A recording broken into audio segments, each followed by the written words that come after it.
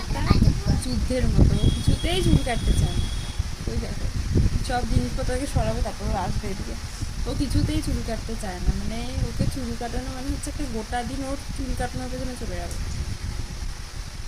একবার একটা পার্লারে গেছিলাম, ওখানে দাদা ওকে চকলেট এনে দিল, আমাকে বললো আপনি ওকে কোলে নিয়ে বসুন, ও একা বসতে ভয় পাচ্ছে। আর ট্রিমার ভীষণ ভয় পায়, ট্রিমারের আওয়াজও ভীষণ ভয় পায়।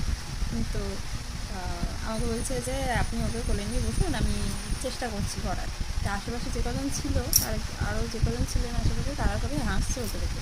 তো ও এমন চিৎকার করেছে, দাদাটা লাস্টে বলছে আমি পারবো না।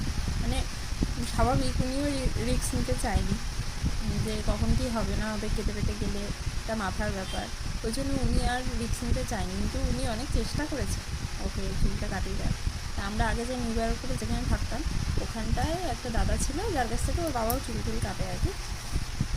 ওই দাদাটা পারে খুব ভালো ওকে ম্যানেজ করে চুলটা কাটিয়ে দিতে।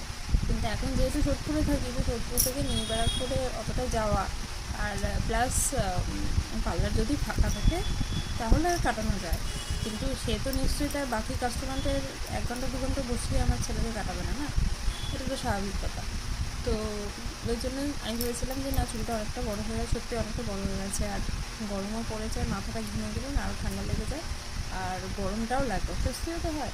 সেই জন্য ভেবেছিলাম যে আমি জাস্ট ছেটে দেবো, মানে আমি একদমই চুল কাটতে পারি না, কিন্তু ভেবেছিলাম জাস্ট ছেটে দেবো, কিন্তু ও সেটাও করতে দিচ্ছে না। ওকে 18 মাসের ন্যাড়া করার সময় যে কী অবস্থা হয়েছিল জানো না।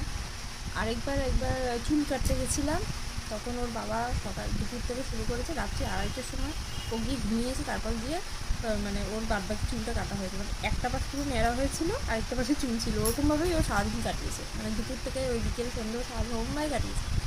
তারপরে যেই ও ঘুমিয়ে পড়লো রাত্রি 2টোর সময়, তখন ওর বাবা বাদবাকি চুলটা কাটতে পারলো। ওকে চুল কাটানো ভীষণ একটা মানে ঝক্কির কাজ, একটা যুদ্ধ। তোমাদের কার কার বাচ্চাদের এরকম অবস্থা হয় আমাকে একটু জানিও তো, আর একটু বলো তো যে কীভাবে তোমরা ম্যানেজ করো, কারণ আমি পাচ্ছি না ম্যানেজ করতে হতো। দেখো কোথায় গিয়ে বসে রয়েছে, আমি পাচ্ছি না ম্যানেজ করতে। তোমরা কারা কারা তোমাদের বাচ্চাদের মানে ম্যানেজ করে ওই চুলটা কাটাও, বা কীভাবে ম্যানেজ করো আমাকে একটু জানিও।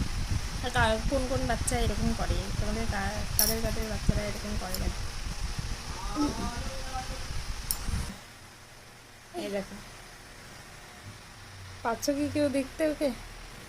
ও পালিয়েছে, পালিয়ে ওইখানে কি বসে রয়েছে।